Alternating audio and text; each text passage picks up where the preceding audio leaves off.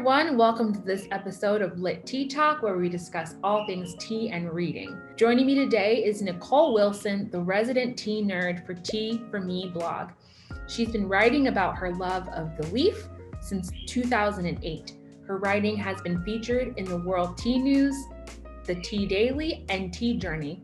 Nicole is also the winner of the 2018 World Tea Award for Best Tea Blog, as well as the 2015 World Tea Award for Best Social Media Reach. Thank you so much for joining me today, Nicole. No problem. Thank you for having me. So let's jump right in. Tell us about your tea blog and how you got started. Sure. So my blog is 12 years old now. So I've been writing about tea for quite some time. I kind of grew up drinking, tea every day, but it was like tea bags with milk and sugar. And then when I went to college, I, didn't like coffee, and I was trying to stay up for classes and writing papers. So I started exploring all these different other teas that were kind of at the supermarket. And then that kind of led me to explore further. And then when I found out that there was tea that didn't come in tea bags, it was kind of like a mind blown moment where I just wanted to learn more, and the more I dug, the further that rabbit hole kept going. And 12 years later, I'm still learning and tasting new teas, and that's kind of what I love about it, that it's a hobby that hasn't ended yet. Can you share with us what you love about the tradition of tea? It's really one of those few things that every culture in the world does in some way.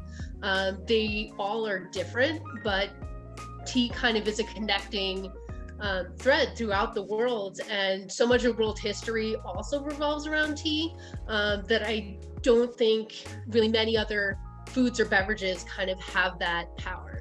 So I saw in your blog, you have this beginner's guide to tea. Can you tell us about why and how you were able to craft that? A lot of it just came from, having 12 years worth of content. That can be a lot for someone to navigate when they're first coming to my website. But also there's so many, messages or emails I'll get with questions about tea, where I kind of use the beginner's guide as a way to kind of collate all of those pages that are kind of a lot of those common questions that people have.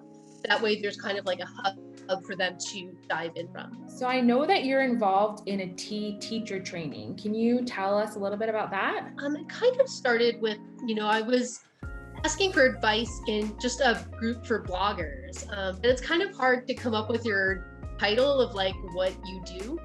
And none of them are tea people, but they, taking a look at my blog, one of them went, "Oh, you're a tea educator."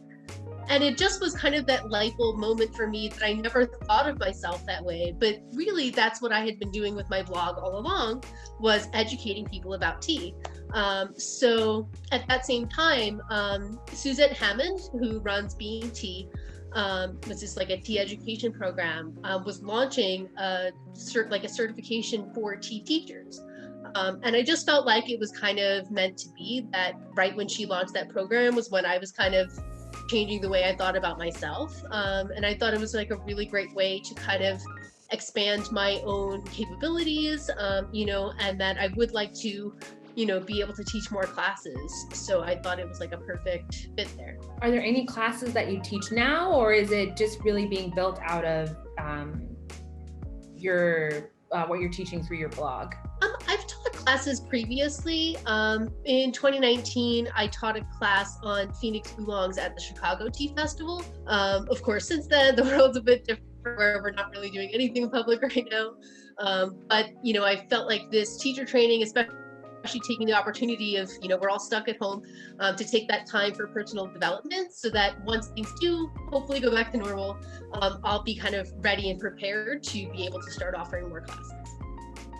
That's awesome. And one of the things I do know you do based on your website right now is that you host private tea tastings, which sounds amazing to me. Can you share what that's like and how you develop that program?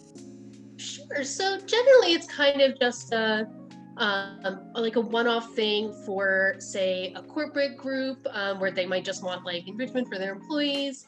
or like a group of friends that are curious about tea, where we'll kind of just customize, almost like a wine sommelier would do a class for someone for tasting, where generally they're kind of structured around a specific goal, like if they want to learn about a certain region or different processing methods, that you kind of just customize for everyone. I've done some of those over Zoom during this time that we're all home, but I'm definitely hoping to be able to do those in person too soon. I'd love to hear about your tea routine. I'm finding, especially as I invite more folks onto Lit Tea Talk, that everyone has like their own tea routine, and it's like very, sometimes there's no pressure here, but sometimes it's just like very reminiscent of how they brew tea with their family, or, you know, their journey to drinking tea. So I'd love to hear about your own tea routine. You know, on days before I go to work, I'll make a bowl of matchas. That's kind of my like get up and go tea. It's definitely, I find I'm not a morning person, so that definitely helps me get moving. And then, you know, once I do get to work, I kind of have my own tea set up there and like a drawer full of tea at my desk. So I'm kind of known as the office tea person. So, you know, throughout the day, I'll drink like 6-8 cups of tea that just, you know, as customer service, I'm on the phone a lot, so lots of tea in between phone calls. And then kind of when I get home is more, I'll do like a Gong Fu session, which is just more kind of meditative and relaxing, as a kind of way to wind down from the day. On days when I don't have work, actually a little more intense, because, you know, for the blog, I have a lot of teas I have to taste to write reviews on. So I will just be pretty much until my husband gets home from work, drinking as much tea as I can until he gets home, so that I can try to get all my reviews written. What teas do you love drinking? That's so hard. I really, really love all tea. I do find this year I've gotten really into Phoenix oolongs from China, and they're just, I kind of call them like the doppelgangers of the tea world. Like, there's no flavors added, but they come in like so many different flavors and aromas, where you can have one that tastes like honey and orchids, or one that tastes like magnolia flowers. And so it's like, they're just so fascinating that you can get all of these different tastes from tea in one place, just based off of like the cultivar that you're using and how the leaves are processed. What has surprised you the most as you've worked over the last many years, like over a decade, to build your blog? Like, what have you loved about it most? And maybe if you have any thoughts to where you want to see this go in the future, I'd love to hear more about that. A lot of times you start a hobby and you'll do it for a while, you'll be really into it, and then you kind of find something else that takes your interest. A lot of people kind of tend to hop around a bit like that. And I do with other things, but for some reason, tea has just really stuck with me, that, you know, I've never once gotten tired or bored of it. That, you know, in 12 years, there's still new teas that excite me, that, you know, I so am passionate about sharing it with others, that it's really, that's my favorite part of it. And definitely in the future, I feel like tea, especially in the United States, is still really, really small. That, like, to most people, when they think of tea, they think of that Lipton tea bag, where I think that's gradually changing. So I definitely think there'll be a lot more interest in the future. So hopefully that will, you know, lead to even more people I can connect with through my blog.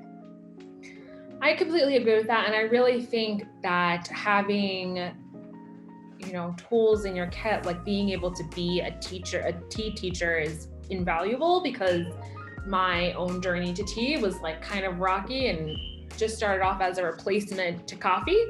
And then I was like, whoa, wait, this isn't just like a replacement, it's even better than coffee.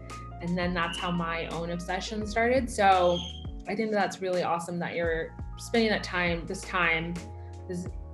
in a way, kind of downtime to readjust and be able to expand on this growing tea culture in this country. And the best way to learn about tea is to just drink it. So drinking as much tea as you can and different types as you can is really the best way for you to learn. You know, there's definitely lots of great books and things like that, but I think learning by drinking is really the best way for anyone to get into tea. That is a wonderful piece of advice, and it's a wonderful way to close out our time together. Thank you so much, Nicole, for joining me on Lit Tea Talk, and we'll have information for everybody who wants to get in touch with you and dig into your blog more. But thank you so much for joining us today. No problem. Thank you for having me.